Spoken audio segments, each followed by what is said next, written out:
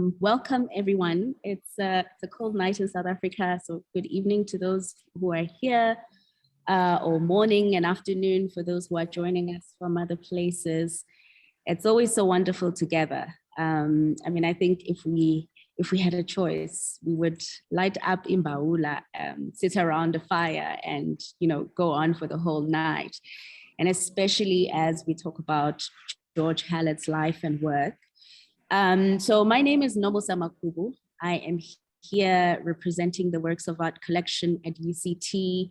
A few years back, we were very fortunate to buy a number of works by George Hallett.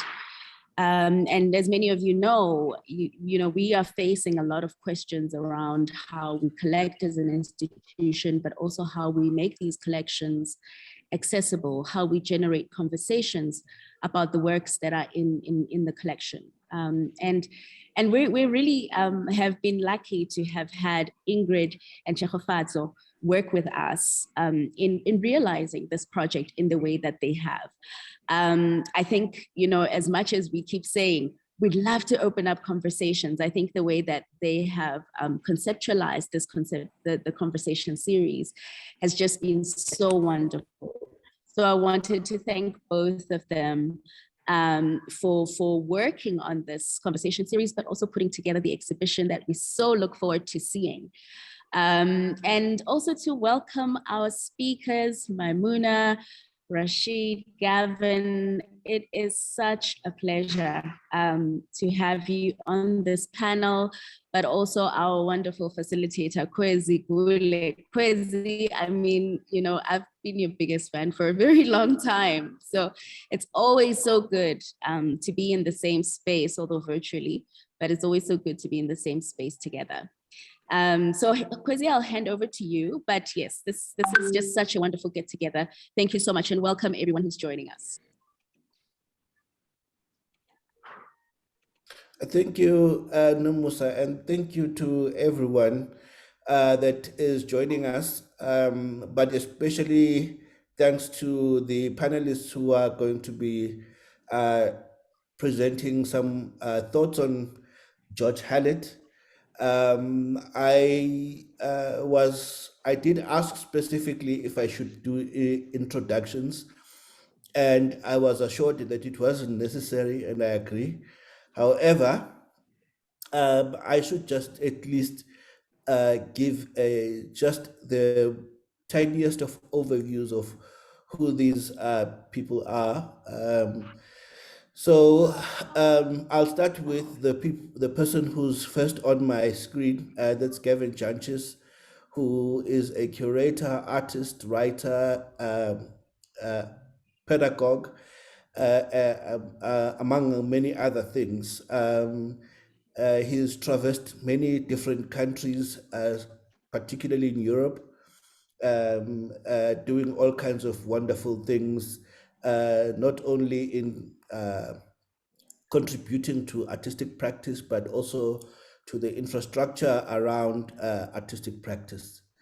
And then we have Rasheed Lombard, who's a photographer himself, and also a cultural practitioner, is very widely known for organizing or founding the Cape Town International Jazz Festival, and now more recently founding the Rasheed Lombard Archive, which we hope is going to do quite a lot of great things for photographers in this country, because many great and important photographers and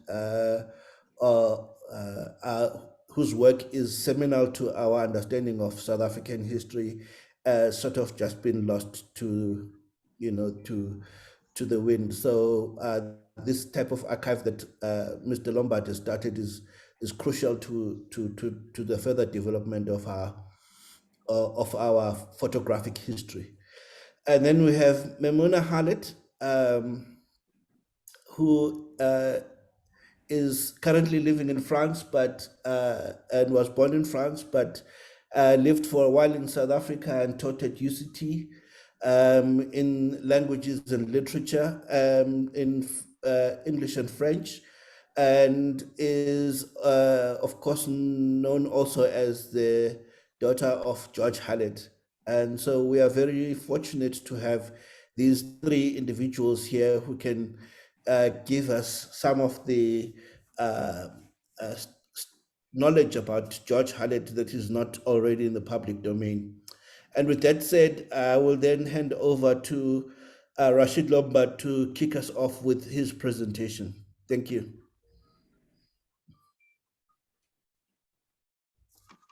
Thank you, Khwezi. Yeah, I think that we'll put up some slides now, but I think, if we think, I think Hallett's body of work represents such an invaluable and possibly underrated archive of a moment of South Africa's history, and should be unearthed and confronted in relation to what you just said now, Quez. What is a living archive rather than the archive that's, or a concept of museum. So how do we turn that around to make it living, to speak to us, to be studied, to be understood, how different photographers think. Having said that, let me get into some of his work, and I'm going to try and, having lived and worked with George for a long time, he took his craft very serious, and sharing of his wisdom about how to make photographs mattered a lot to him. And I mean, he was so unique that he shot film using a rangefinder, but you wouldn't see a light meter besides one in the camera, but the light meter anyway, because he could read the setting by just looking at the light. And this is just some of his skills, inbred skills he had. Anyway, if you look at this book, it's this picture of Madiba. This was commissioned, Images of Changes, after 94 elections, when ANC won the majority vote, and Paulo Jordan approached George and I to put a book together. And Paulo, being a good friend and spent a lot of time with George in London, knew that, he could bring out the portraiture of individuals. And I was running the Cape Town Press Center then, and George was based there when he came back home. And I was going to work as the editor of the final book. And this is one of the images that that George has captured so quietly. And he has this gift about portraiture. And I think, if you talk about portraiture photographers, South Africans and particular Black South Africans, George stands out and totally underrated. And only later on in his time back home, he became known locally. Can we go on to the next one, please?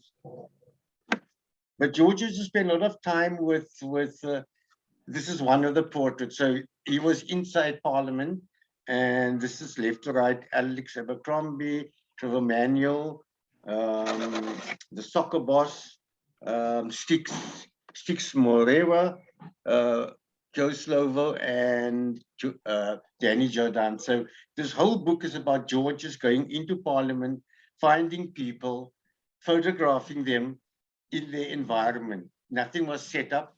And so there's a whole series, and the book Images of Change came about through George, because in 1972, he done a book called Images, and was published by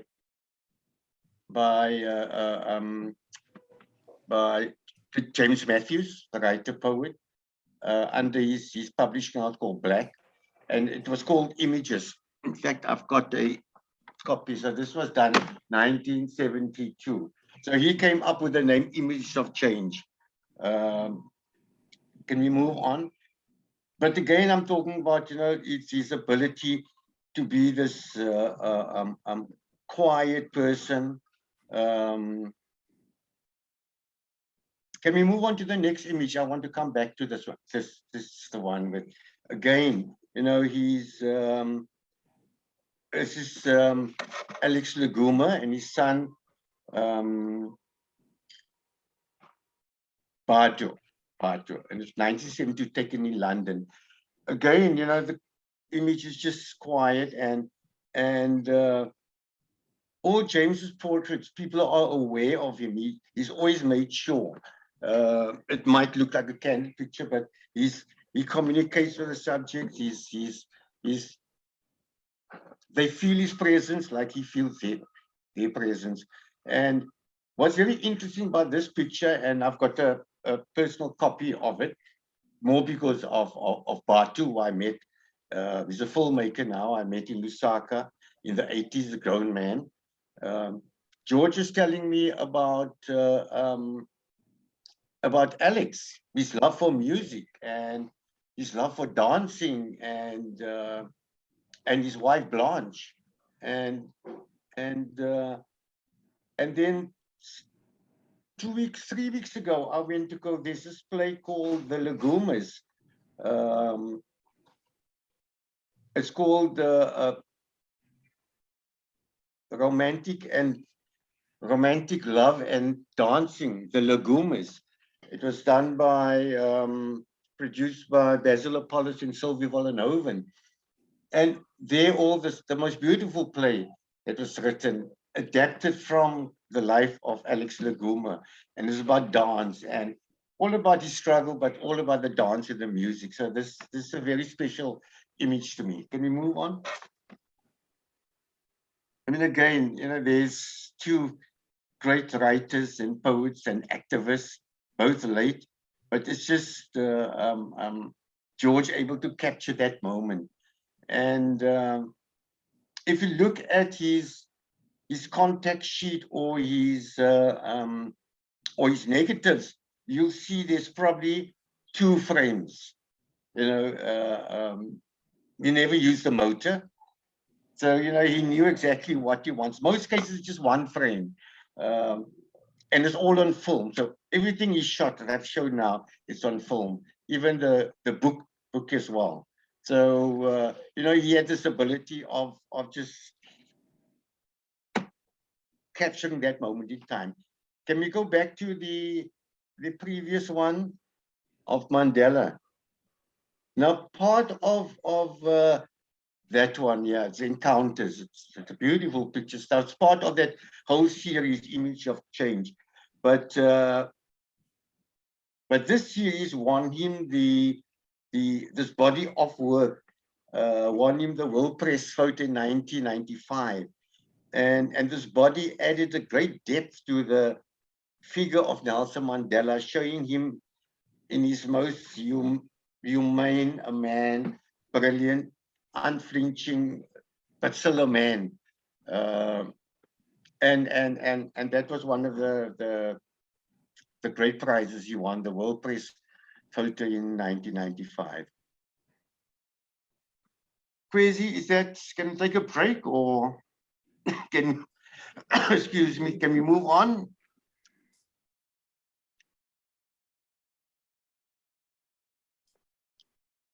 Khwezi?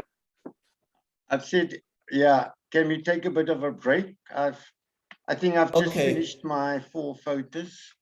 Oh, okay. No, that's fine then. Then we can move on to Memona. Yeah, sure.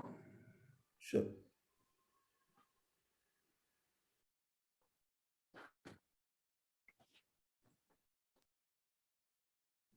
Okay, well, I come from a different angle, but I love what you said about the captured moment. George was always shooting from the hip. He would be at parties and just be walking around with his camera, and you would never know what would come out of it. It was beautiful. So these are some of my personal favorites. These are really just completely personal. These are pictures that have traveled with me everywhere. All over South Africa, Ghana, all over France. And whenever I move and I go into a new house, apartment, these pictures always follow me. So you'll see they're a bit yellow and stained. They've got some texture because they've really gone everywhere. And they're all hand printed by George. So it's very, very special. Some of them I got directly from him. Sometimes, you know, as like a reject at a party or something like that, or some I got from my mom. Yeah, there was even a box when I moved back to France at some point that had a whole bunch of photographs, and it was like a Christmas for me, basically. And the choices I made, there's some of exile in England, then there's some of home here, and then home in South Africa. And I think the one thing that I love in all these pictures is definitely the contrast. He was very good at playing with contrast. And you see in this picture with Jamelia and Lewis, the black, well, and yellow here, but it's really, really strong. And I love it. It's such a badass picture. It really spoke to my irreverent teenage self when I used to have that picture up in my room. Actually, that picture and another one that's very well known of the two of them, because you can't see Lewis in this picture. They're also from images that you're talking about, Rashid, now. And yeah, which has always been in the house. But yeah, I really, really love it. The strength of the black on the left and the power on the right. It's fantastic. Cheryl, can you go to the York picture, please? That one, yeah. So that's also always followed me. And I remember telling George once, he was very surprised to see it in my house, and told him, no, it's one of my favorites. It's quite a big print as well. And he said, oh, but you know, this is a pikey in England, you know, like in that movie Snatch. It was very proud. It was almost like he had inspired, you know, Brad Pitt in his character. I'm sorry about the racial slur, but yeah, that's what they called him in the movie. But he was very, very proud. And yeah, again, it's like a moment captured, framed with the caravans and this play with, yeah, the man and the dog. I really love it. There's so much joy in this picture, and I think that's also something that's very, very important to George. Not that he, you know, had rose-tinted glasses or rose-tinted lens, but he really always wanted to capture the joy in situations and places and people, and we often spoke about that. So yeah. You can go back to the sky, please. Completely self-indulgent, because I really have a thing for skies. And I actually have 2 copies of this, so that really goes everywhere with me. It's also a choice because it's not expected from George. We speak often of his portraiture and capturing beautiful moments, and we don't see that many abstract landscapes. I think Gavin's chosen a couple, and we see it on the cover of Country of My Skull, for example. But yeah, I just love it. It's almost like a woman lying in the sky. It's completely indulgent. Can you go to the grape picking, Cheryl, please? Yeah. So I love this one. I don't know if many people have seen it. It's one of my favorite people on the left. It's Jimmy Matthews. And that's the grape picking in the south of France. So this is the area where I'm at right now. And yeah, so it's my 2 homes coming together. And the vendange in the south of France are like a very special time where, you know, you work very hard, but then the lunches are legendary. You know, lots of eating, drinking, and dancing, as you can see in the picture. So yeah, I truly, truly love this one.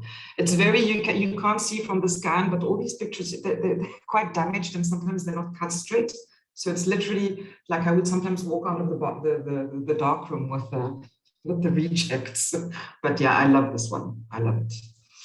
And then the last one, Cheryl, please. Yeah. So this one, as you can see, this one is framed, and this one follows me everywhere. It's actually right behind me now. And it is pure, utter joy. It's just absolutely amazing. And I also chose this because, Rashid, when I read the article the Mail and Guardian did about your archive, there was that picture of Tutu, and they echo each other. They're absolutely beautiful. And yeah, it's just pure, utter joy. So, yeah. So those are my choices of the pictures. I've I think maybe we can let Gavin speak a little bit about his choices, and then we can talk about the different subjects, I don't know, about archiving and all kinds of other things we want to talk about after. Thank you, Memona. Over to you, Gavin. I hope you can hear me. I've just unmuted myself. And I need to put up some slides. So just give me a moment while I get this sorted. Hang on, sorry, I have to go back. Where are we? My apologies. There we are. I need to go back and share my screen. And there we go.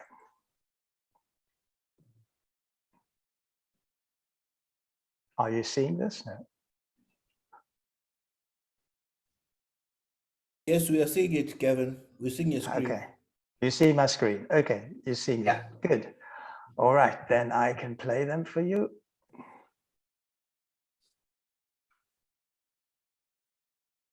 All right, there we go. Get my notes. I want to, I've chosen sets of pictures of George Hallett. You know, he's one of my oldest friends, and we've done lots and lots of things together. We made exhibitions together, and I have exhibited George's work in 3 exhibitions during his lifetime. So I'm a very big fan, and I've known George for almost 60 years. So there's quite a bit that I could say, but I've limited myself to just 5 sets of pictures. And I want to talk say something about his working method, which Rashid has touched on and Mymoena has touched on as well. And I want to start with a not often discussed collection of portraits that say something about these portraits and how they were made. So in 2004, George made 38 3/4 figure portraits of young dancers who were members of the Dance for All community project, which was initiated by Phyllis Spira, who was the director of dance at the University of Cape Town's ballet. So this group of pictures reveals an extraordinary working method that George had, which Rashid has in part touched on. So I will show you a short video and say something about these pictures. Photographing young people in the early stages of puberty is about one of the most difficult subjects a photographer can face. They fidget, they struggle to overcome their insecurities. Yet in these portraits, there is none of this present. These are images of elegance, of certitude, self-awareness, and pride. But what makes this set of pictures truly remarkable, and we'll come to it right at the end of the short video, which says something about how they were made.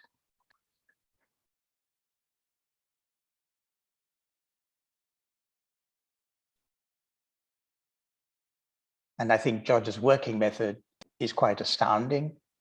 And I've often spoken to him about it, and mostly he doesn't mention it. So this is the contact sheet of those 36 portraits. And before digital cameras, you got rolls of film. A roll of film allowed you to take 38 shots. So every single portrait in this series is captured in one take on one roll of film. These pictures have not been retouched. They've not been edited. The entire series was shot in available light. No flash was used. George hardly ever used a flash. And all that he asked was that each young dancer presented themselves to the world to say who they were.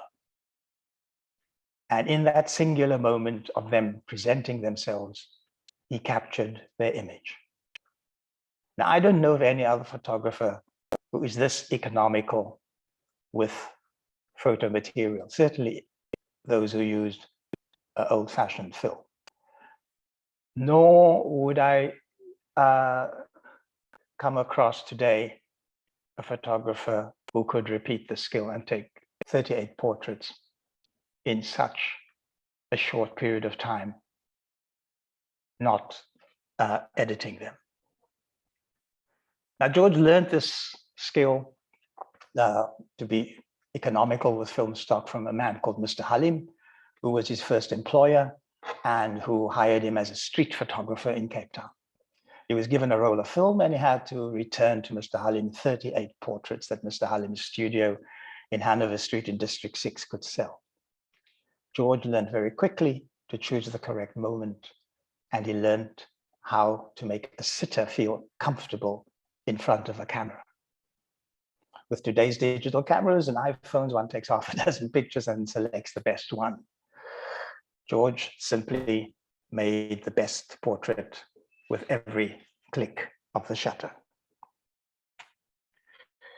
He was interested, of course, by the French photographer Henri Cartier-Bresson, whose philosophy about photography was to wait for the decisive moment.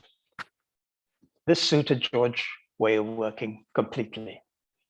And this involves framing the subject in the viewfinder and using available light and taking away the fear of the camera from the subject. George never cropped an image. He never composed an image in the darkroom.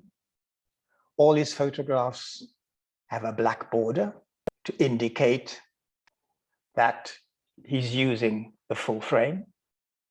And he would battle with publishers and editors who wanted to crop an image or select parts of his photographs. Now, throughout his life, George mainly used two camera formats: a 35mm small black body Leica and a 2 1/4 square Hasselblad. And both cameras had standard lenses on them. He never used telephotos. He never used any zoom lenses. In fact, zoom lenses hadn't been invented in those days. So he's shooting with very basic material. And of course, the two different cameras presented him with two different working possibilities. The 35mm camera is a small body. It's a quiet shutter. It has a very small lens. And the camera in George's large hands almost seemed to disappear. But what's important here is that when you photograph with this rangefinder 35mm camera, you look through the viewfinder straight at the subject. Your head is upright and the photographer selects an image from the panorama that his gaze scans. The larger 2 1/4 square format is bulkier, more conspicuous, and makes the photographer look down. This is important. He looks away from the subject into a square viewfinder. The gaze is towards the ground and not the subject. And this allows for a greater focus on composition. And it is this aspect of composition that I really think is important, that is often overlooked. And I think I'm going to show you sets of pictures that George often brought together. And I'm going to use all his 2 1/4 square images. The first two are of his friends, Peter Clark, the painter, an artist, and James Matthews, the writer. These are two fundamental friends of George. They inspired him to become a photographer, to give up his job in an office, and to use a camera as a means of employment. But these photographs are constructed to make enigmas of his two friends. Peter's playful image invites us to not only look, but to listen. It is as if he wants to reveal what is common between the visual and the oral. With Peter's eyes cast downwards, our concentration is on an absent sound.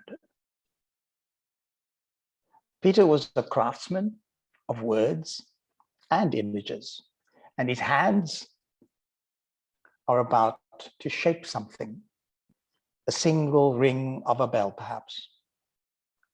Listening with an inner ear has the same intensity as being able to see with the mind's eye. But this is a half portrait. One side of Peter is present, the other half is hidden. There is another side to this man, and George won't reveal it to you. The portrait of James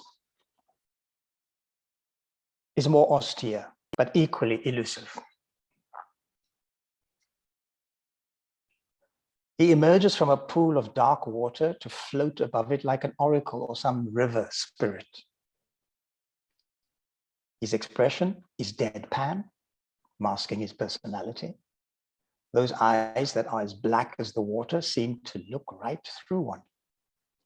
There is a stillness and an expectation. It is the quiet before the storm, the silence of the truth sayer just before speaking. And both these portraits are composed in a fleeting moment. George always had the camera ready, as Memona has said, to do the work, ready to capture that moment that he also recognized Henri Cartier-Bresson worked with. This meant that he was always looking, always waiting, always imagining. And it tells me that he is a real artist, because that is what artists do. Images are always in the mind's eye.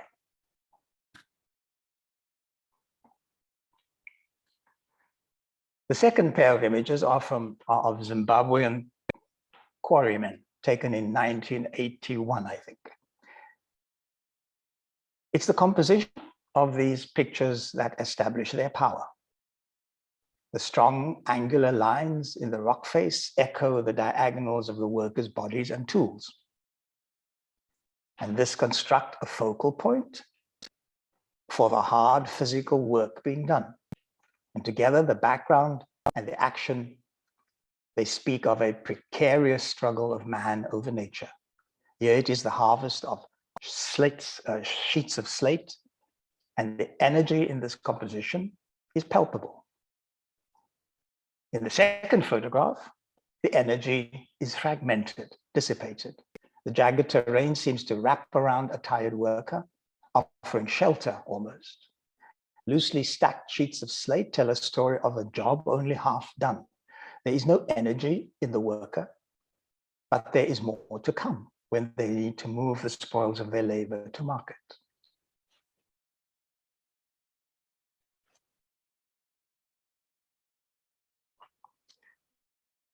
As I said, George mainly used a square format camera while living in Catalonia in the slopes of Mount Canigou in the south of France. And this pair, one is taken in 1978 and one is taken in 79. They bring together the earthy ruggedness and exotic elegance of French Catalonian culture.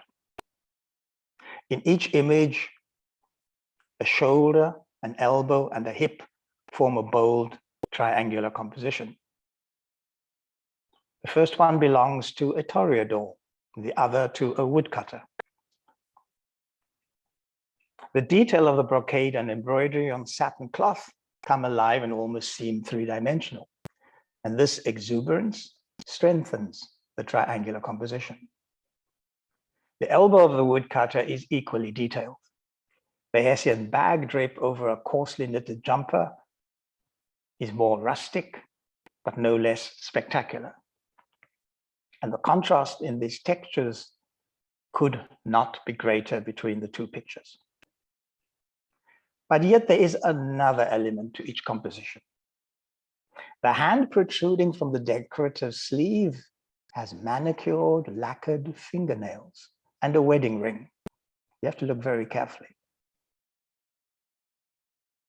This is Catalonia's first female toreador. And at the top of the photograph, her chin and her bottom lip reveal very little about her identity. You can just see it. On the other hand, the axe head protruding from beneath the woodcutter's armpit adds a menacing sculptural surprise. Its anthropomorphic weight rests uneasily on the subject's forearm. The hand of the woodcutter reveals just enough rugged skin texture to say something about the person wearing these clothes.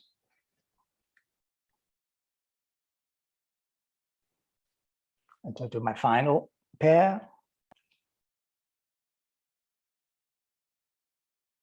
Takes us to two different places on the planet, but George's exile forced him to live like a nomad, making a home in many countries.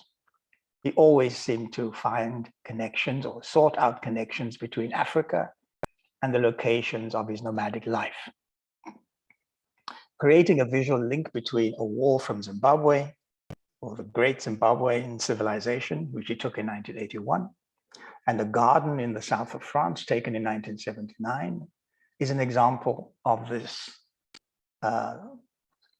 sort of eye for comparisons. Just as in the two photographs of elbows, it is the detail of the composition and the texture in each photograph that makes these attractive and somewhat magical. Great Zimbabwe's architecture is thousands of years old, while the garden wall depicts an archaic looking but contemporary structure. Inserted at the base of a line rendered wall, a flower pot evokes a distinctive African feel because of the pattern scratched on its surface. Positioned to fill a gap between rough, rocky nature and the smooth hand-plastered wall, the pot becomes a trace of ancestors connecting nature with the man-made. There is a similar ancestral connection in the image from Zimbabwe. And the mystery of it grows with a head peering at the top of this ruined wall. An ancestor of great kings who once lived here, perhaps, a caretaker of history. We can only speculate. Now, there are many things said about George Hallett's photographs and his role as a maker of photographs. He is being called a compassionate portraitist, a documentarian, a narrator of history in pictures. He was all of that, it is true. But he was an artist, someone with a great sense of pictorial space and aesthetic beauty. Let us not forget the latter as we study and revel in his archive. There is history here, but also spectacular moments of beauty. And I think I'll stop there and we'll take questions from whoever has questions. Thanks. Okay, thank you, Gavin, and thank you to Memona and to Rashid. Okay, so you've given us a lot to chew on, but let me start by asking a rather ordinary question. Of course, it's always for me a bit tricky to bring in somebody's biography into the conversation about a person's work, because that can, to some degree, distract us from what is really important, which is the person's work. However, in this case, I think that all three of you have spoken quite personally about your relationship with George Hallett. And I am just curious, uh, to hear from, in particular, Gavin and Rashid. How did you first encounter George, the person, and George, the photographer or artist? And to Memona, I know, of course, that George is your father, but I would also like to ask you, uh, maybe quite paradoxically, when did you encounter George, not the parent, but George, the artist? If there is a kind of a seminal moment that you can think of that said, aha, this is what my father does. Well, actually, no, because it was always an extension of himself. Mm-hmm. Literally, I mean, I have, everything is documented. All these moments are captured. He was always there, unless he was traveling or when my parents separated, but it was always an extension of himself. And this technique of shooting from the hip, I remember my 21st birthday party where amazing pictures, in the dark, in the evening, and they were there. So, I mean, realizing that he was George Hallett was maybe with Images of Change. Mm-hmm. When I think I was maybe Rashid? 17, 18. Yeah. Yeah. Rashid? Oh, well, we seem to have been both nurtured and guided by the same person, which is James Matthews, at his house in Bridgetown, where he still lives today. James Matthews' house was always open. And I mean, coming from the rock scene, I learned about Nina Simone in his home. So I met George through, he had left for exile already, but I met him through the whole clan of the writers, the artists, the painters, and so forth. But I encountered him then in 1980 at the Culture and Resistance Conference in Botswana, in Gaborone, where we actually met one-on-one. And that's where we connected. And after that, traveling, I'd stay with him in Amsterdam. And then I stayed with him in France, just hanging out. So, and then when he came home, obviously he joined up with me and a place to work and done his first photographic course. He was an amazing teacher, actually. And he ran a course, UNESCO taught course at the venue, the company I had, the Cape Town Press Center. So yeah, our relationship also goes back, way back, talking to each other before meeting physically. So it's also like 30, 40 years, I would imagine. And learned a lot about how you communicate about images. The politics of images. That was our discussion, and yeah. Okay, thank you, Rashid. And Gavin? I met George through Peter Clark. I had just been accepted at the Michaelis School of Art in Cape Town. And one day, Peter Clark, I remember I was teaching at the Children's Art Center in Woodstock. And Peter Clark came in, as he usually did. He always used to drop by and said, there's an organization called Artcom in Athlone. We're having a meeting. Can you come to the meeting? And at that meeting, I met George and James and a number of other, Gladys Thomas, a number of other Cape Town artists who had formed their own kind of informal art association, if you want to call it that way, because we were denied access to the art association in the city, which was a completely white organization. And I met him there, and he was already then making his first pictures. And because I lived in District 6, and the District 6 was being torn down, we decided to focus our attention on the destruction of District 6. And George was a very personal set of pictures where he did not focus on the physical destruction of buildings, but on the humanitarian situation, on the human beings who lived in District 6. And those series of pictures that he took were the first set, and we published them in a local writers magazine. I forget the name. So that was my very first meeting with George. And then literally everywhere I went, George turned up. In fact, I left Cape Town to study abroad. I was away 3 months, and then I got a letter from him saying he was in London. He had left the country and was in London. So I went to spend Christmas with him. My first Christmas in exile, so to say, was with him in London. And we continued that friendship right until the moment he died. Okay, so I want to extend again this autobiographical note, and probably my motivation again is that so much of George's work seems to revolve around people that he knew intimately. So what I wanted to sort of maybe ask you and Rashid to speak about, Gavin, is maybe to capture two moments.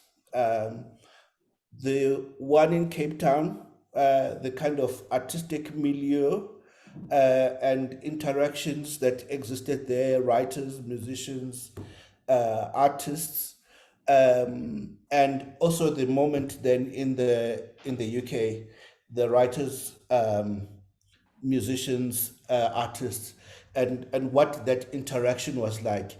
If perhaps you could just give us a sense of the, without necessarily being nostalgic or romanticizing things, but a kind of a sense of the, camaraderie, perhaps as South Africans, or perhaps as internationalists, or as people who are sort of coming into the broader world of art, and what that meant. Yeah, so maybe if we could just try to speak about both those two moments in Cape Town and then in Paris. Sorry, in the UK. And part of the reason, by the way, I'm asking this is because of this image here, which is from, I believe it's the 1961 edition of the Chinua Achebe book, Things Fall Apart. And this is an image by George Hallett. And I believe the person in the image there is Paulo Jordan. Yes. So yeah, I think it's that Papalo, but maybe Gavin, you can talk more about the Africa Writers series. The Heinemann, yeah. I think maybe it's quite I could just talk about his London work.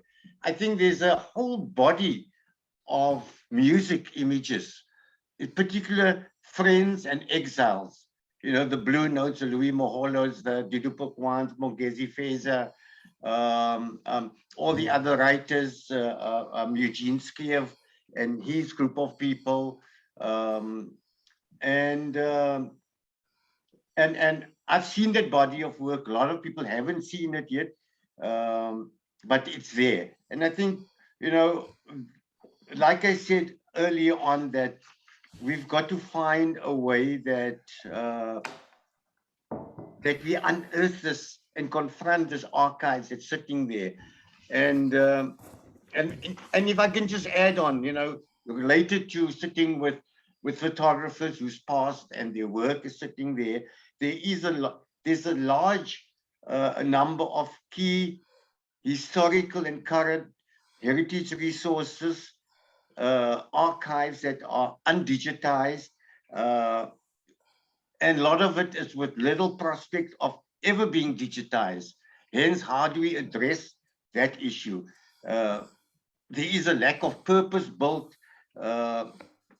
facilities that's accessible to digitize. And I'm saying this because that's where my headspace is at. So I can just leave it there for a moment. Sure.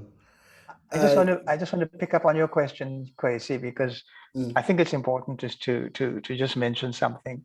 When George left South Africa and came to London, just shortly before he left, something significant happened, which most people don't realize.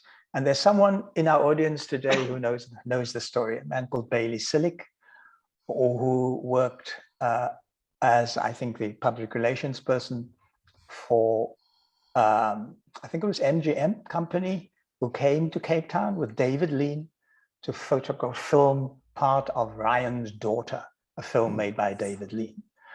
Bailey came to the art school at Michaela's school where I was studying, and was looking for young artists to help him paint film sets for this film. And I grabbed the opportunity, because this was a Hollywood film crew in Cape Town for the very first time, I think, in the history of the country, with a major Oscar-winning director. I called up George and I said, hey, we can go out to the film set. We've been invited by this man called Bailey Sillick, who took us out there to meet David Lean.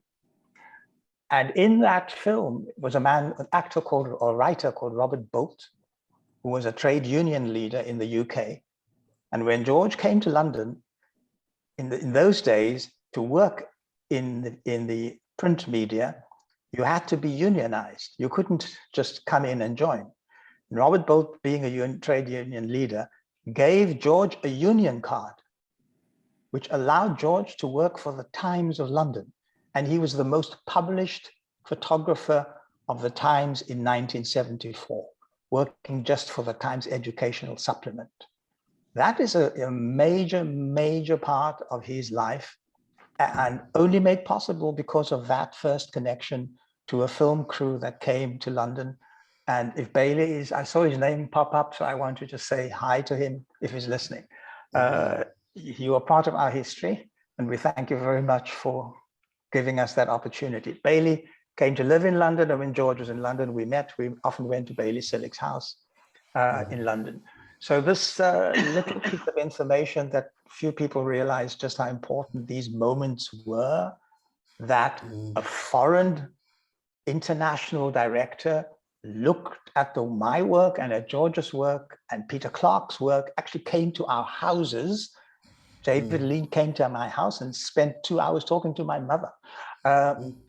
This is significant because it actually made us realize as a group of local artists that people outside of South Africa considered our work worthwhile and valuable enough for them to engage with it. This was a significant moment. And I think these, Peter Clark, for example, and you asked Khwezi about that little group of artists in Cape Town. I give you an example of what happened. Peter Clark was corresponding with Langston Hughes and Roy de Carava, two major members of the Harlem Renaissance. And Roy de Carava sent Peter Clark a copy of his first book, The Sweet Fly Paper of Life. And that was handed around in this group of artists like gold. So it was given to you, and you were allowed to have it for 3 days, and then somebody will come to your door and pick it up and you'd hand it over to them. And you could not reveal the book because it was on the banned list of the South African apartheid government. So it was handed around like treasure. And because Peter had gone to the USA and had made these contacts and was corresponding with these people, we got these influence. So we knew that there was something happening, but that was another Black community. To be recognized in a white community, a white establishment, was an absolute significant moment in our lives, that we could actually say, I can go to London, I can go to a house on the King's Road and knock on the door of David Lean and say, hi, how are you? That was impossible in South Africa. So this is a significant moment. Memona, what would you like to add to that? I can imagine all kinds of people coming in and out of your house as a young child and growing up with all kinds of people, and how that might have shaped your own consciousness. Well, I was a little bit small to remember, but the farm we lived in, not too far from here, about 50 kilometers away, was huge. And as far as I know, everybody came there. And we have amazing photographs to prove that, and for the wedding, and they would just stop by. So those pictures of James, for example, and Peter that Gavin presented were taken there when they passed through. So for me, it was just always people there, and it's always been that open policy with my mom as well. Just an impromptu party, basically, because George also liked to be the life of the party. So I was about to go there actually because I'm still because I was fortunate to meet George personally a few times. I think the first time actually was at the conference, what was it called now? I'm tempted to say Transcape, but No, the it conference was, Cape Sessions Africa or something. Ekapa. Sessions Yes. Ekapa. Sessions Ekapa in 2005. And yeah, I was just struck by this kind of, I didn't know George Hallett. Actually, let me correct myself. I did know George Hallett through his work, but I did not know him, that these works were actually taken by him. In fact, Gavin, that image you showed of Peter Clark, I'd seen that same image perhaps 20 years before I actually met George Hallett in a magazine that was published somewhere in Europe called Isvivane. And I remember just being struck by this image, and it just stayed with me. I don't remember anything else about the magazine, but I just remember that image. So it's only afterwards that I discovered, oh, this is a work by George Hallett. So part of what my sort of comment slash question has to do with this kind of very the aspect of just being relatable of the work of George Hallett. That you look at these subjects and there's no sense of voyeurism or a sense of, as Peter McKenzie once said to me, you know, when you're taking a photograph, there's an exchange, something is given and something is taken. But there's a sense that the subject is sort of talking to you through the camera. And I think maybe you may have alluded to that as well, Gavin. So I'm just interested in this faculty or this sensitivity that George had to sort of see through the exterior of the subject and bring out that kind of very relatableness of the person. Yeah, if you can maybe just speak to that a little bit. I think just to say that, George loved this community of artists. If you look through his work, the African Writer series, where he focused on writers, happened because he loved literature, not because Heinemann's hired him as a photographer, but because he loved literature, and he would hang out with writers, and he would hang out with musicians, and he would hang out with visual artists. Those were his friends, but they were also his subjects. And that is why the pictures that he made of us, we are all extremely relaxed. That issue of overcoming the fear of the camera and not, or being conscious that you're being photographed, evaporates because you're comfortable, you know this person is just one of us. And that is the significance of those early experiences with local artists, going to jazz clubs, going to local exhibitions in church halls, and then finally into galleries, commercial galleries, and then the one and only artist gallery that once existed, where I had my first exhibition in Cape Town. These are things that that shaped his life, because when he came to Europe, the first thing he did was look up Alex Laguma and look up, the other writers, Cosmo Pieterse, who were all living in London in exile. And when he lived in France, he would look up the writers who were living there and the artists who were working there. This is what he did continuously.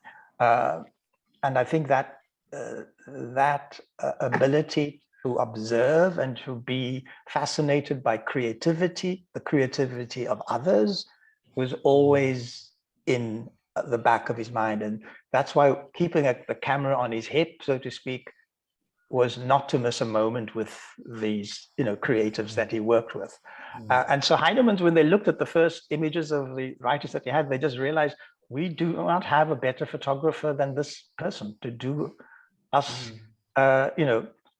get us the images we need for our book covers. And that's what he did. So he automatically became their prominent, not only photographer, but designer of their covers. And what is her name? We just won the Turner Prize a year ago. Made an exhibition of George's Heinemann book covers. Lubena Himmet made a wonderful exhibition of George's Heinemann book covers. And I remember myself living in Germany at the time, going to visit George in London, and him asking me about these book covers. And I sat down with him and I said, you've got to tell Heinemanns they've got to refashion the design because it's really bad. So we refashioned the design and literally gave them a sense of identity for a series that today is absolute gold dust in terms of any literary research, because there is this quality that he gave to these covers, which were competing with Penguin paperback books, which were designed by senior professional designers. He brought a quality to those books that made them competitive in a very, very difficult marketplace. Firstly, because nobody was collecting African literature at the time. And by giving it that prominence and giving it those visual sort of in-your-face upfrontness, he added to that dynamic. And I think that's another aspect of his life that people don't really consider. Okay, so I'm just wanting to ask two more questions before I hand over to the audience to also ask a few questions. But just two more questions. Rashid, so I understand your passion for archiving, and just as a side note, I had a chance some time ago to speak to Mike Mzileni and Bongani Mngoni, who were, among other things, took quite a number of the photographs that are in the Hector Peterson Museum of the Soweto Uprising. And part of what they were saying is, we've got a whole body of work that is, lying somewhere, and it's, people just know us for the work that we did for the Soweto Uprising, but we did so many other things, and that work is just not archived. But also, I would, my direct question to you is the issue of access. It seems to me very often we tend to mourn archives when they've been destroyed or when they are under threat. But it seems to me that while the thing is intact, there doesn't seem to be as much attention or there doesn't seem to be much interest in excavating what is there. And I'm just wondering, where do we go from? I mean, once you have the archive, once it's secure, how do you make sure that people know about it, people are actually researching it, people are publishing what is there, etc.?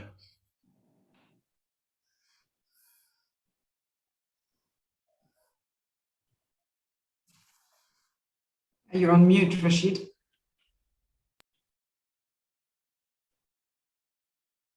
Askies.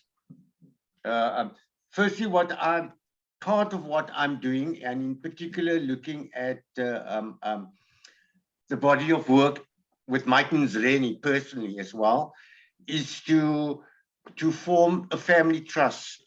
The model I've used, and the model I've used is a model that Mazi, Marima Keba, showed me and gave me a copy of her family trust that holds the rights and the intellectual property of all her works. So that's first, to make it accessible, so that families can own the rights to their work. I think that the there is a huge collection of work that needs to be digitized, but what's very important is that what kind of capacity do we put into place to deal with the content management system, which is crucial to facilitating access. Now, the access is interaction, exhibitions, distribution of the digital masters. That's for educational purposes, for research, for cultural workers, and for people to have the opportunity to engage and mesh academic research endeavors using the digital masters, but also to view ongoing exhibitions from growing pool of heritage resources. The key word here is heritage resources, because that depicts the South African life, the struggles, the past, present, and future. So that's my thinking on that level. And having worked now with the university, with the institution, it's a better platform to operate from, and certainly to finance it.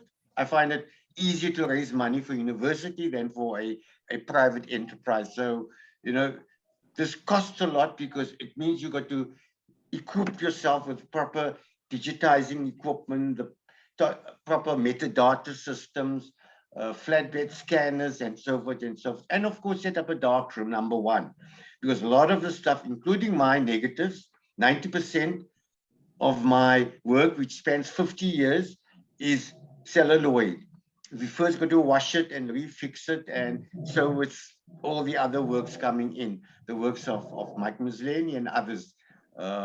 Then we will look at them born digital, which is now the digital age as well.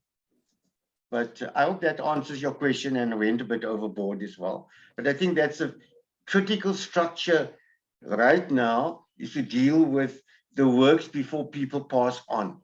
Because already if I think of George's work, and I know he started writing things down in the black book that's in storage, but to go back and now start researching the time, the venue, the moment, it's going to give a lot of work for researchers, which is great. Just to extend a little bit on your answer, so you've mentioned quite a lot of things in terms of the equipment, in terms of training, in terms of capacity in managing archives. But I mean, the question that keeps coming back for a lot of us working in the cultural space here in South Africa is what is the role of the state in all of this?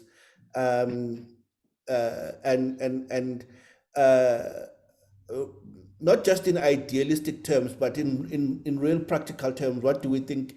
Not that what the state should do, but what the state can and can be reasonably expected to do. Given the fact that sometimes the state fails to deliver on certain very basic needs. So I know I'm asking a kind of an amorphous question, but what do you think should be the role of the state? I think the state can certainly start from financial support. I don't think the state is in a position to do this, because it's not their job. This is a job externally of outside structures, of outside cultural workers, because it's a whole career path as well. Okay, it's not so. You just can't just do it.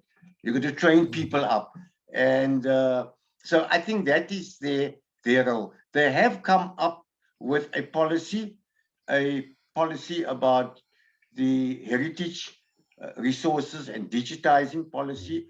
It ended in 2012 and it hasn't gone further. I think they're still working, but this is a national policy, which is critical, because that's our heritage. But to answer your question, support structures, universities, institutions, there are many that's existing independently, privately, and we're all doing really the same work. So there's also this network that we should be talking to each other and reaching out to other sources, other contexts. I've certainly done it in Sweden, France, and the US. You know, it's now how we implement it and how we support each other.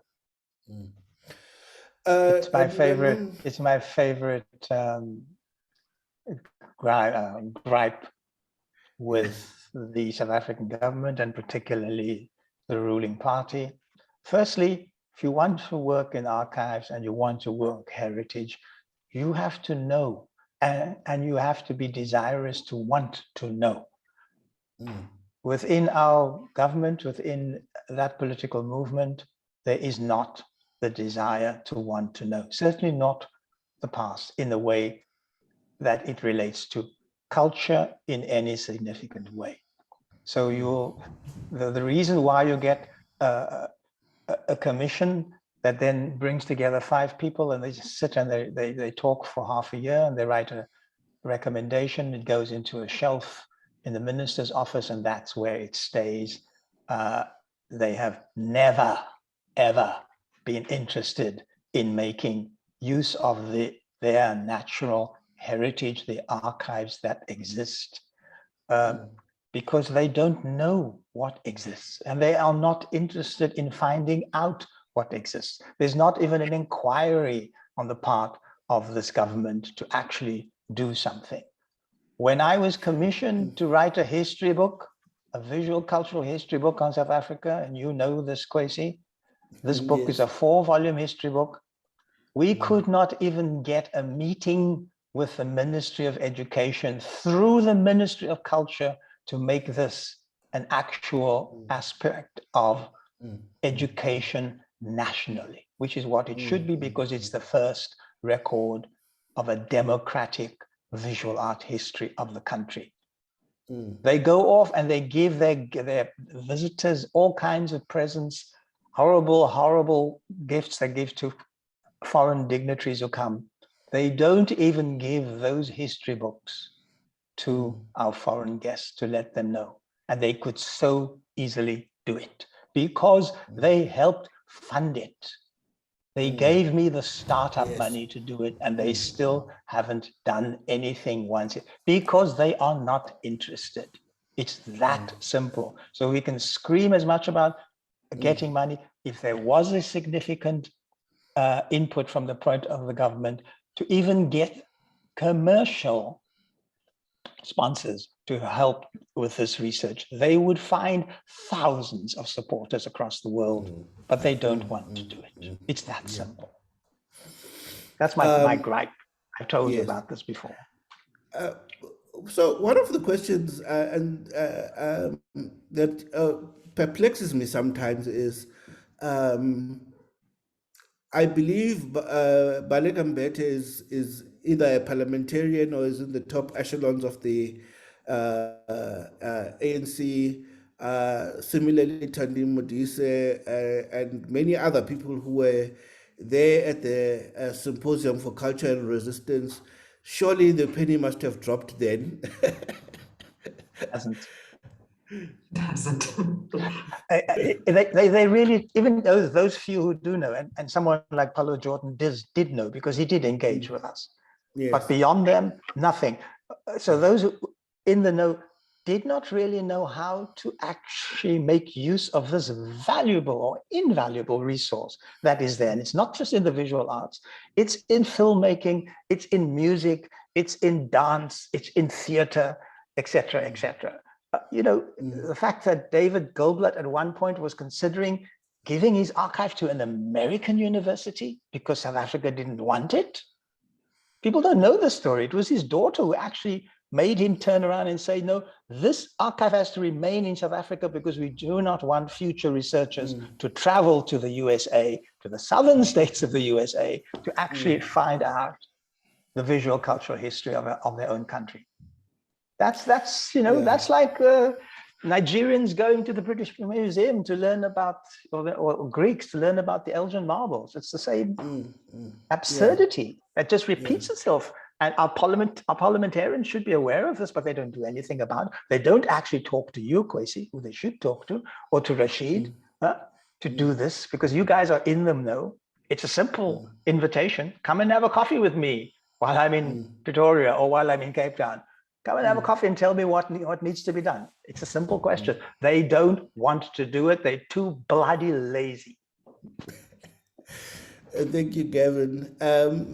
So my last question, Memona, is, I also worry sometimes, and I'm afraid I'm going to have to make a very concrete example. The photographer Alf Kumalo had a museum. It wasn't the best of spaces, but it was a space. There were tons of photographs there. It was a place that you could access, but now is basically inaccessible. And, I worry also that, the work, the very pivotal role that Alf Kumalo played in our history is slowly just being forgotten. And it won't take long until nobody knows who Alf Kumalo is. Otherwise, So exactly. I am worried also that some of the things that you've mentioned in this talk, I didn't know about George Hallett, and I worry so much that so much of this memory is just going to get lost, because it's not only just the photographs that matter, but it's also the stories that go with the photographs. So my question to you is, how do we keep this memory alive? How do we make sure that it doesn't sort of drift off into the wind? And how do we make sure that a photography student at UCT or at WITS or UJ or the Market Photo Workshop understands the gravity of George Hallett's work? Well, the Market Photo Workshop, it was interesting because I participated in that, in a publication of theirs where we discussed these issues as well. And members of families of photographers also discussed the issues. And well, look, it takes a village. And look, there's Gavin, there's Rashid. Rashid is holding down the fort in Cape Town until I can come down with my son to secure the archive, literally, because we haven't been. We have not been to South Africa since George passed. Not yet. So there's a whole bunch of, bureaucratic crap that we have to go through first. But no, we've been discussing this, since George passed, with Gavin as well, to ensure that his legacy remains and that to make something that he would be proud of. It's difficult because he's gone, but we know that he would want, to remain, for the archive to remain in South Africa. We've discussed with Rashid the model that he uses for his work. We've discussed that with him as well.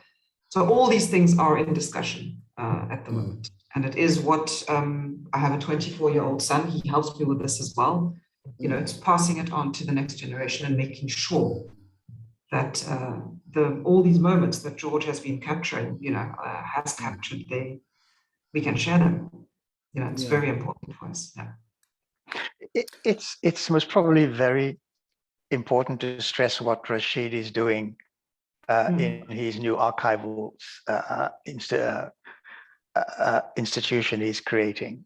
This is one small step. David Goldblatt's archive is now also been taken up by a university. Alf Kumalo's certainly needs to be done, that, and a number of other Black photographers. Ernest Cole, for example. Where's Ernest Cole? Where's Ernest Cole's work? The world would not know about South Africa if it was not for Ernest Cole. And what do? How do we disrespect this great individual so badly that many, many students today don't even know who Ernest Cole was? They would pick up House of Bondage, perhaps in an archival bookshop, and see it, and maybe that's the way they discover it. But that's not where they should do it. This should be in the National Treasure. This should be a job, for example, that SABC could link into, in the way that America through what's the famous documentarian in America who's made, things on baseball, presidents, he's just made a thing on the Vietnam War. I have all his documentaries in it. It's the Civil War. Burns, Ken Burns. What Ken Burns has done with the Archives of America is a prime example of what we can do with our own archives. And we are only just talking about the small black archives. We don't even know what's in the white archives. There's nothing there, and nobody's bothering about it. This is a phenomenal neglect, a national phenomenal neglect on the part of South Africans who are in power. Sorry to say it, but that's the truth. Yeah. Yeah. Okay. No, that's a mouthful. So now I don't see any questions coming up in the chat, or maybe I'm missing something. Ingrid, I have one Sefo? question while you're looking. I have one question to Memona. Yes. The little red photograph behind you of Bishop Tutu, I have never seen, and I know George's work inside out. So for me, when I saw that picture, my hair stood up on the back of my head, because some years ago we were making an exhibition for the Nobel Peace Center, and one section of that was a photography collection covering Madiba and Bishop Tutu and de Klerk and Albert Luthuli. And I asked for photographs of Bishop Tutu, and Rashid, you provided me with one, and George provided me with one, but we were looking for photographs of Bishop Tutu, and that was this magnificent picture, which I've never seen. So when did he take it, and how come I should take it out of the frame. I don't think there's even a date at the back. It's one of those visits to George's house, to the flat, and then he would walk out of the dark room and be like, oh, look at this one, it's not bad, right? He would roll it up, stuff it in a corner, people would sit on it like during the party, and it's even like squashed a little bit. So that's why I had to put it in the frame and try and flatten it, and that's where I got it. And it goes everywhere with me. I love it. Yeah. It was just such a shock when I saw it. I thought, my God, we looked so badly for good photographs of Archbishop Tutu. And Rashid supplied us with one, and there's another magnificent one with him in his office, and it's brilliant. It's beautiful, yeah. Anyway, no questions? I just wanted to say thank you to Rashid and Gavin. And Gavin, that was beautiful, and beautiful homage. It really, really moved me. It was beautiful. Thank you. I just want to touch on one thing, Khwezi, that you mentioned, and the research that needs to be done. I mean, with Rashid's building his archive and the possibility of us trying to open up George's archives in a proper professional manner. When I think about the groupings of George's pictures and what researchers could write about and go into, the collections of, for example, just political exiles in Europe that George photographed. Then George was the official photographer of the Truth and Reconciliation Commission. That's a collection which is absolutely phenomenal, that some people probably haven't even seen. Then there is the African writers, which grew and grew and grew and continue to grow literally up to the end of his life. And then there's all the groupings of musicians and visual artists. Even the dancers that I showed at the beginning of my talk is part of that. And then, of course, George traveled all over the world. He has photographs from Africa, he has photographs from Japan, he has photographs from the USA, photographs from France, from Holland, from the UK. There are enormous reservoirs of information within this archive that photographers or photography students or historical researchers can research, but we first have to get the archive up and running, and this is what Rashid needs. He's got the building blocks. People should go out and support this. We will begin to put more and more information into that resource. And I hope that in 5 years' time, we're not still talking the way we're talking today, that there is something there of significance that future researchers will have for prosperity. Yeah, exactly. And And when I think about archives, um, you know, it needs to speak directly to a range of research opportunities, including aligning to new curricula, academic skills, and faculty resulting in a whole new student and postgraduate studies. And the administration of IP management, as well as sustainable job creation, is part of the attraction of when you start specializing. So now you're looking at skills such as curators, oral history, researchers, digital curation, record management, archive conservation, and more. And I think that is, it's the kind of people I need to get together with their expertise and pay them. It's very critical. It's no mahala. You get specialists in, and we train people, and we set up new curricula and new structures. And really the vision is at the University of Western Cape to be the test bed for other archives. Yeah. And not only photographers, I'm thinking of James Matthews' writing. I've been talking to the family, and I'm very close to him. He's my teacher and my mentor. What do we do with his work? Peter Clark, not his work. What about his easel? What about his chair? What about his brushes? All there. So create a space that we can now include all these people's archives, family archives. And what about Miriam ambitious. Akiba? What about Khwezi? What about, it goes on. The list is endless. The list is endless. Yeah. And all the universities in the country are beginning to realize that this is important areas of research. And I think they are willing to, and I think the government could just step in and support what is underway. But like I say, they're not interested. And I think we should keep criticizing them until they become interested, because otherwise they just let it pass. They just think nobody's batting an eyelid. Actually, there's a lot of people who do, and they are not doing their job as leaders. They are not doing their job as a governing body protecting our heritage and our culture. They should be doing more, much, much more. They should be doing it, and sometimes there seems to be more interest from Europe, for example. Yeah. Why? Because they realize the value of what there is. That is why when David said to me many years ago, a university in one of the southern university states of the USA had come to him and asked him if he wanted to deposit his archives there, my jaw dropped. And I said, "You're not going to do this." He says, "Well, nobody in South Africa is interested." And he got very close to signing an agreement with them, and his daughter prevented that from happening and said, "We're not going to be studying your work, which is so centered in Johannesburg, in any other place on the planet except in Johannesburg." And that is where his archive is today. But it was touch and go like that. We could have lost an entire life's work of one of our major photographers. And I'm sure there are other photographers, writers, singers, musicians, theater people who are in a similar boat, and nobody's paying any attention to this. And we're not asking the government to do it all. We're just asking them to show a bloody interest and support it, because we cannot move forward without knowing where we came from. That's the key.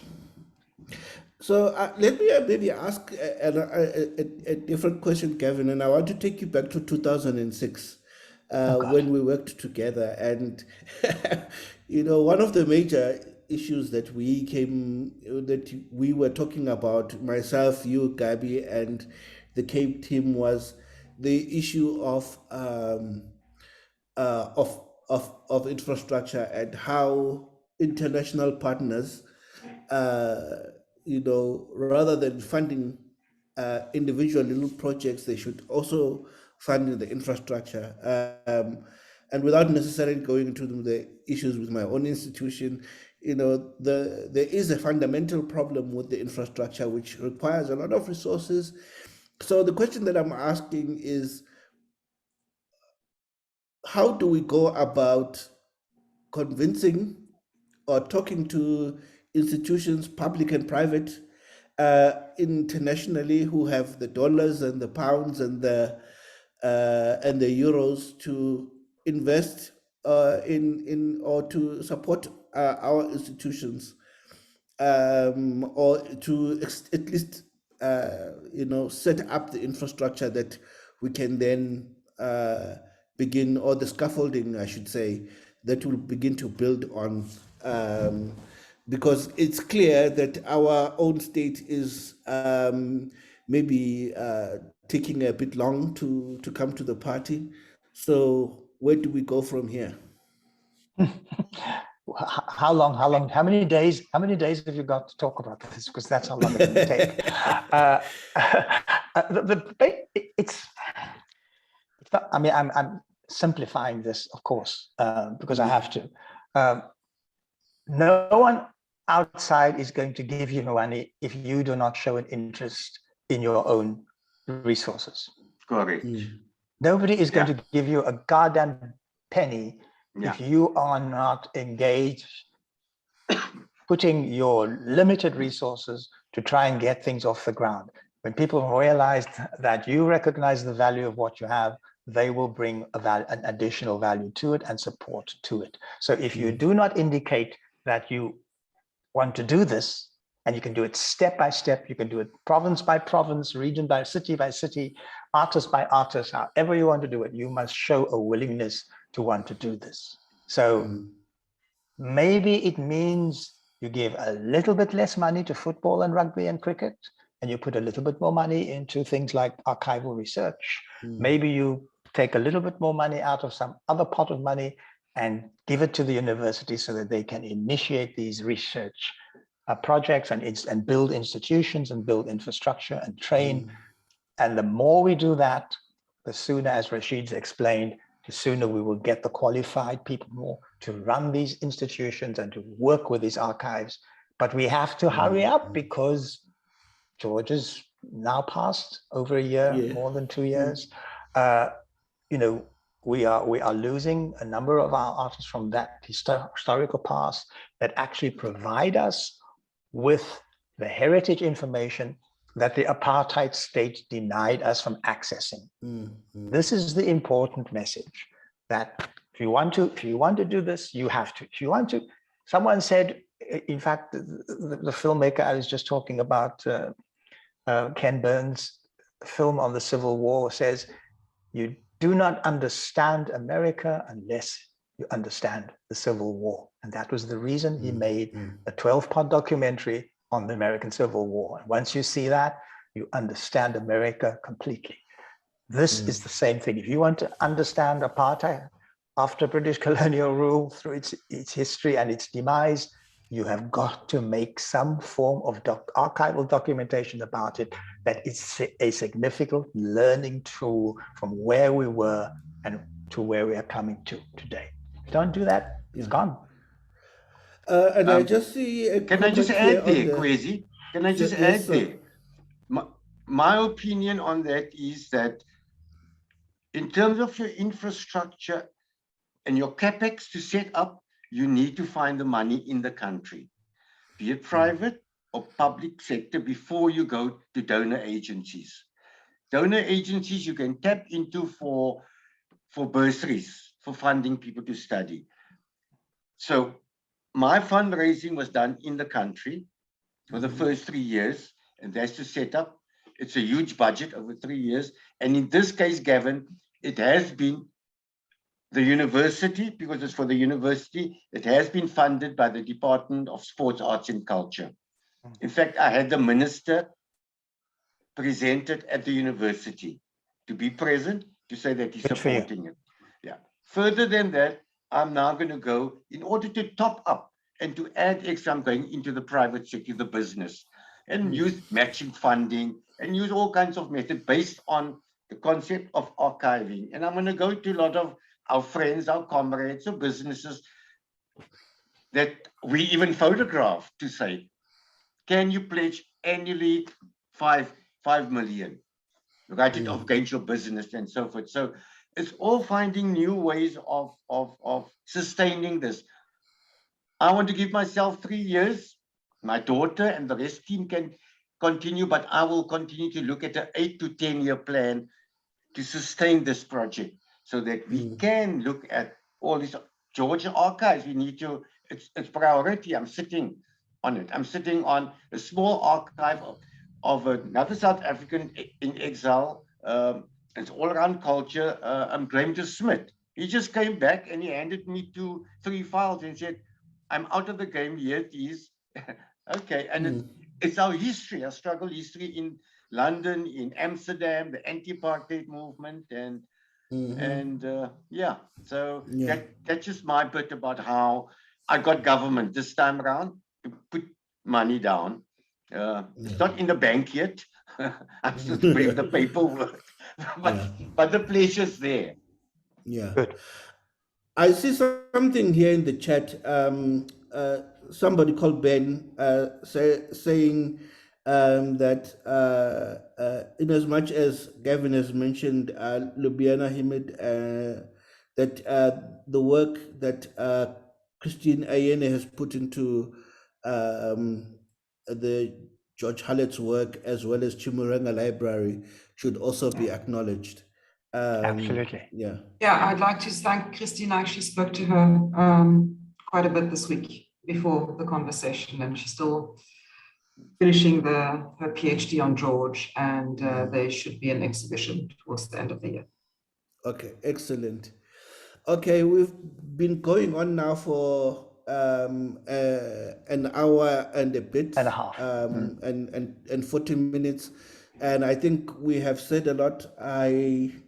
With the permission of all of you, if you want to say any last words, not in the literal sense, please go ahead. No, Rashid? I just want to say thank you. That was... Yeah, thank you to everybody. Yeah, thank you. Yes, no, I'm also reading a comment here from Aryan Kakonov saying that this is the archive that we what we're doing here is worth archiving also. So I thank you, all of you, for your time and for your passion and for your insights. And I think also the Nomusama Kubu, Ingrid, and Tsekofato for putting this together. Thank you. Yeah.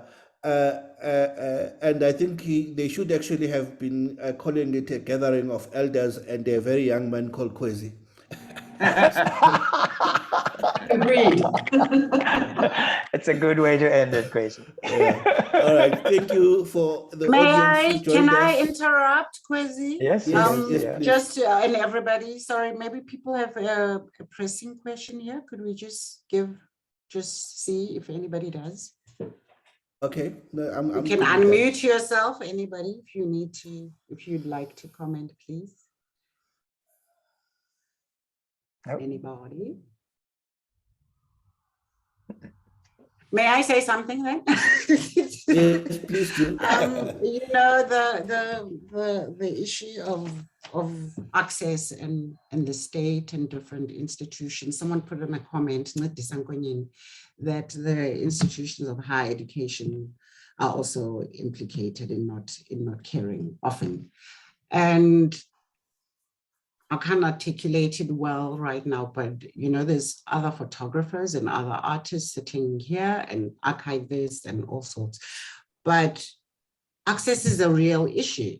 And out of some of the solutions I heard was about a family trust, and then some people we don't all have access to the state. We don't all have access to universities.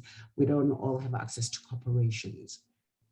So meanwhile, on the other hand, universities are collecting, museums are collecting, and also, so who gets access to these institutions? Because there's funds, right? So how does Cedric, who's here, or Graham Goddard was here earlier, or Rui Asbuji, how do they get their work cared for by the state in the archive or in the university, or all of them, museums, you know?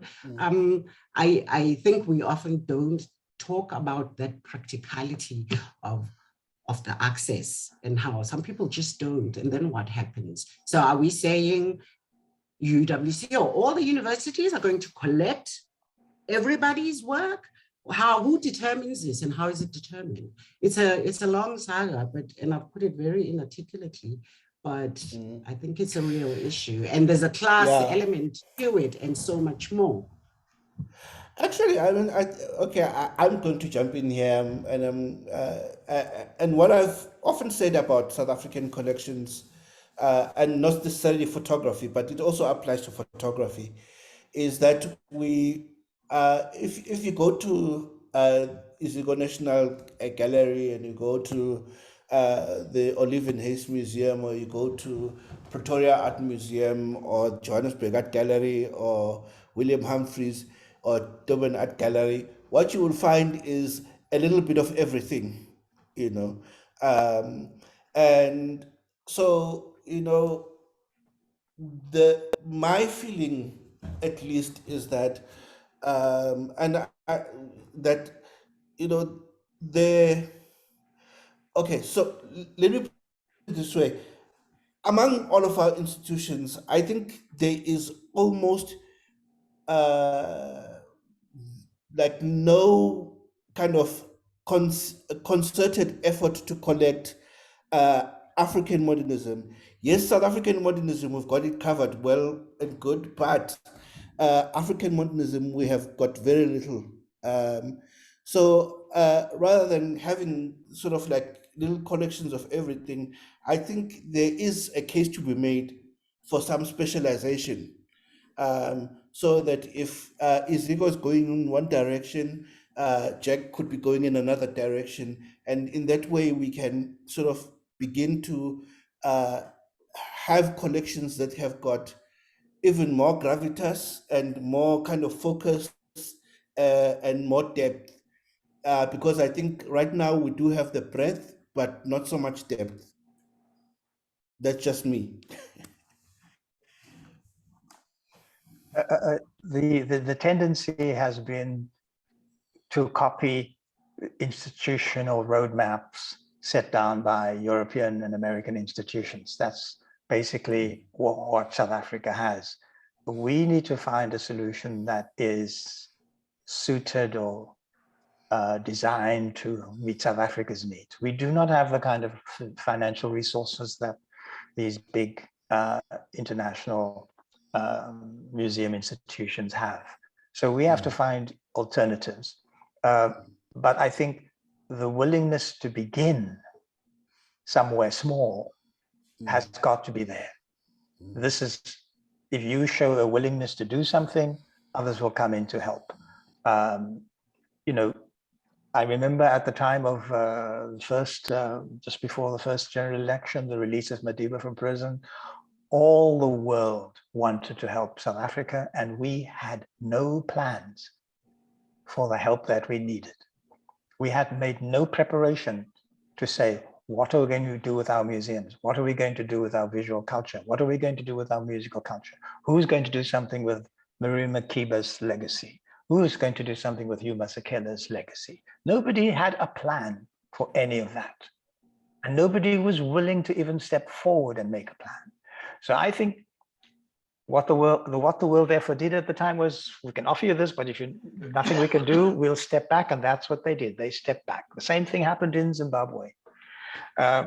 So I think these missed opportunities have taught me something, that there has to be plans, local initiatives that we take. And if it means, as you say, Khwezi, we dissipate the old structures of each city has its museum and each museum collects everything, and we focus that down and we say, one area we can certainly give to one museum, they will photograph on, let's say, the history of African textiles. One area could do the history of contemporary sculpture. You know, the Nobel Foundation is already beginning to do that. If you go to the Nobel Foundation, it has a magnificent history of South African Black artists' contribution to sculpture from before apartheid right up to the present. And I think they've done an excellent job.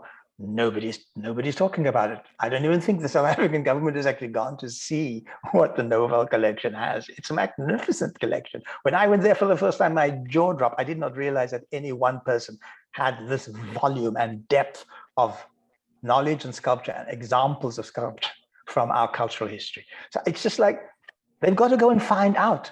They've got to get off their butts in their offices and go into these institutions and talk to the people who know and find out what there is, and then come back and realize the task is enormous and they should try and start somewhere. So maybe this is the solution. So, okay. Ingrid, any other questions and comments? Ben has a question and he's still here, thankfully. Yeah, Ingrid, sorry to put us on the spot. Thanks for putting me on the spot. Please Am do. I coming through audibly? Yes, Yes, you are. No, it's really, I guess, a provocation as much as a question. And I wonder, when we're talking about awareness and public awareness, about the call to kind of return to the public libraries, right?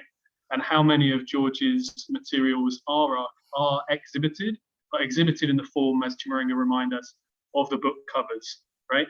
And actually, now I'm more hesitant to talk about it in public in this setting, because I'm like, maybe there's a PhD project here. But anyway, but since we're chatting, let's go. Look, go for it, Ben. You know, how many university or public libraries need to have that sort of metadata acknowledged, you know, to do with George's name and the many other photographers who's presented work in that form be included in the cataloguing and the displaying of books in public libraries. Yeah. Thanks. Absolutely. It's that determination of getting the information to the public, that people in the public realize that there is valuable, that there's a valuable resource, is a primary step. It's one of the most important steps. You know, I remember how shocked I was when Okwe and Wiso did these major book on South African photography. I forget the title. Rise and Fall. Yeah, exactly. I mean, that a Nigerian curator living in New York took on this job, and there was not a South African curator, South African museum institution or university institution who were willing to conduct that research and collect that and put that into form of exhibition. There was not even the support to bring that exhibition to the country. It was thanks to your former director at JAG, Khwezi, that the exhibition finally did come, but there was no governmental support for it, really. You know, so that's what I'm talking about. That book has a history in it which is enormous, because it covers both pro-apartheid and anti-apartheid photography, and it's an enormous indication of what kind of resource there is. Just look at it, and anybody look at that and just see, and you can think, here's at least 10 PhD works that can be done, easy. And the universities can use that opportunity and promote that fact. It's there. The material is there, the researchers aren't, and the money to do the research isn't. It's that simple. You're talking about the rise and fall of apartheid. Yeah, the big, I don't know what the title is. Yep. We were all part of that book. Yeah, the South African that worked on the exhibition, on the research is Rory Bester. He was then at Virginia. Yeah. He's now at UWC. Yeah, thank God. It seems that UWC has woken up to the fact that they need to do it and do this. And this doesn't just go for Black photographers, this goes for white photographers as well, because there are photographers who did this work, even the pro-apartheid supporters. That needs to be seen. It needs to be shown, because it's part of the history, and we should find out what motivated this stuff, why, who's collecting it, what value does it bring to our historical knowledge. It's knowledge production. Research is knowledge production, and this is what we need to know where we've come from. Absolutely. Yep.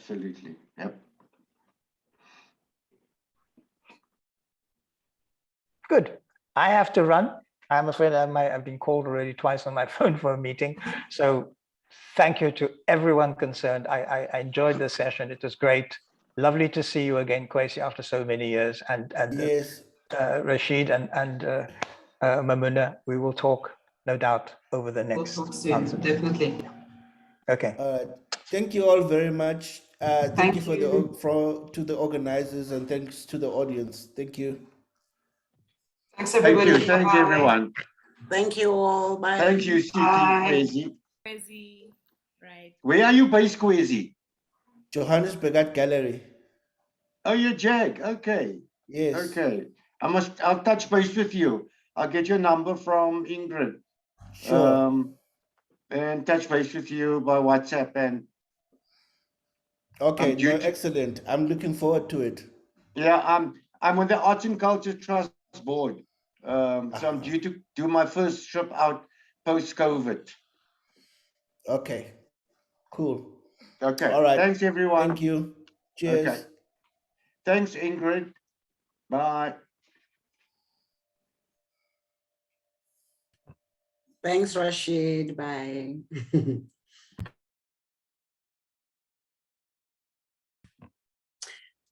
Cedric and Rui, I see you. Very quiet.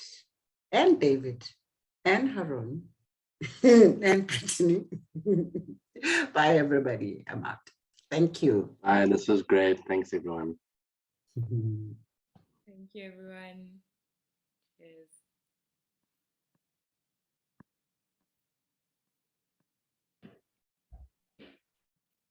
Thanks, Khwezi.